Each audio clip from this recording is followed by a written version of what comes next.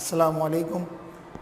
आज जो हम टॉपिक शुरू करने जा रहे हैं वो है कैश बुक का।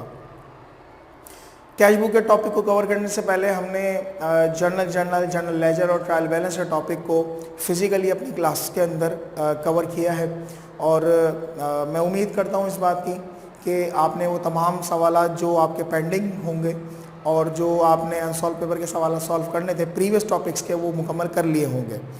आज हम अपनी जो क्लास है उसमें जो वीडियो लेक्चर की क्लास है उसमें कैश बुक के टॉपिक को स्टार्ट करने जा रहे हैं कि कैश बुक दरअसल होती क्या है, और उसके बाद इंशाल्लाह हम इसके न्यूमेरिकल क्वेश्चन के ऊपर भी डिस्कस करेंगे।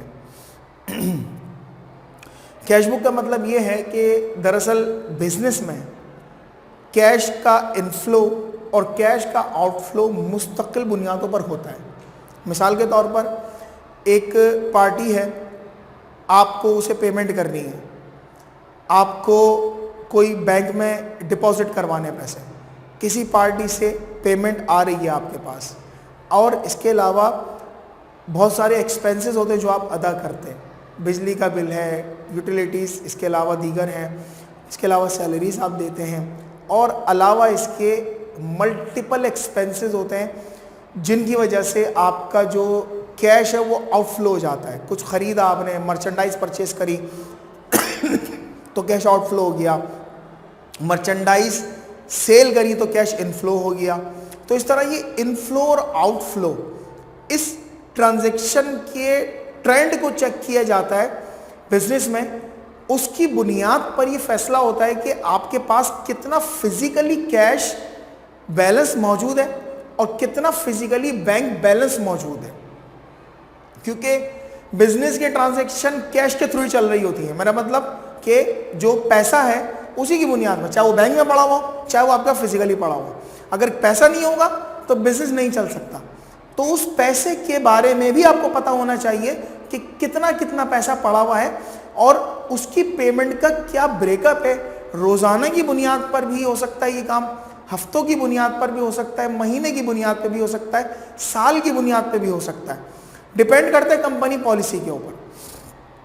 हमने यहाँ पर कैश बुक के बारे में यही बात लिखी है कि मेन पर्पस क्या है, maintain date wise record. Date wise record receipts and payments of cash.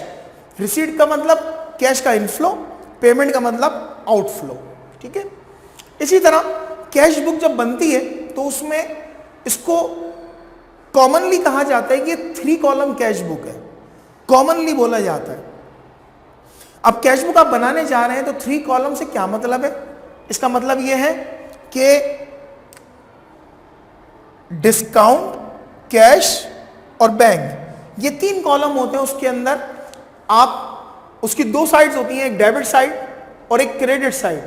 Debit side पर भी ये 3 कॉलम आएंगे, क्रेडिट साइड पर भी ये 3 कॉलम लिखे जाते हैं। इंशाल्लाह जब हम सवाल करेंगे ये बात आपको और उस वक्त मज़ीद वाज़े हो जाएगी कि हम जो ये कॉलम से क्या मतलब है हमारा, और हम कॉलम में एंट्रीज को कैसे पुट अप करते हैं। तो ये जो रिसीट्स एंड पेमेंट साइड, अच्छा रिसीट साइड को ना डेबिट साइड भी बोला जाता है, और इसी तरह पेमेंट साइड को क्रेडिट साइड भी बोला जाता है। यानी रिसीविंग से मतलब डेबिट है और पेमेंट से मतलब जो है वो क्रेडिट है। थोड़ा सा आगे बढ़ते हैं। जैसे हमने यहाँ पर भी इस बात को मेंशन किया है कि जितनी भी रिसीविंग होगी वो तमाम की तमाम डेबिट पर रिकॉर्ड होगी। यानी कैश जितना इनफ्लो हो रहा है आपके कैश बुक के अंदर या बिजनेस में, तो कैश बुक में जो रिकॉर्ड करेंगे आप उसे आप डेबिट पर रिकॉर्ड करेंगे। उसी तरह तमाम पेमेंट्स वो हमेशा क्रेडिट साइड पर या पेमेंट साइड पर जो है वो रिकॉर्ड की जाएंगी। अच्छा, एक चीज़ इंपॉर्टेंट है इसमें जो आपके सवाल के हिसाब से ज़रूरी है समझना, कॉन्ट्रा एंट्रीज कि कॉन्ट्रा पहली दफ़ा आपने सुना होगा। कॉन्ट्रा एंट्रीज इसका क्या मतलब है, इसको समझ लीजिए। कॉन्ट्रा एंट्रीज 2 हैं, एक कैश जब विड्रॉ किया जाता है और एक कैश जब डिपॉजिट होता है। कॉन्ट्रा का क्या मतलब है ये समझ लीजिए। कॉन्ट्रा का मतलब है एक ऐसी एंट्री कि जिसमें डबल साइड इफेक्ट आ रहा हो, कैश बुक की दोनों साइड पर इफेक्ट आ रहा हो। आमतौर पर जब आप कोई, मिसाल के तौर पर मर्चेंडाइज परचेज किया आपने, मिसाल के तौर पर मर्चेंडाइज परचेज करी, तो आप क्या एंट्री बनाएंगे, परचेजेस डेबिट और कैश क्रेडिट। इंपैक्ट कैश के ऊपर वन साइडेड आ रहा है, क्रेडिट साइड पर, ठीक है। डेबिट साइड तो परचेज है, हम परचेज को जिक्र नहीं कर रहे हैं, हम ये जिक्र कर रहे हैं कि कैश किस वजह से क्रेडिट या डेबिट हो रहा है। तो वन साइड इफेक्ट है। आप अगर पैसे विड्रॉ करते हैं बैंक से, पैसे विड्रॉ करते हैं बैंक से, तो कैश डेबिट होगा, बैंक क्रेडिट होगा।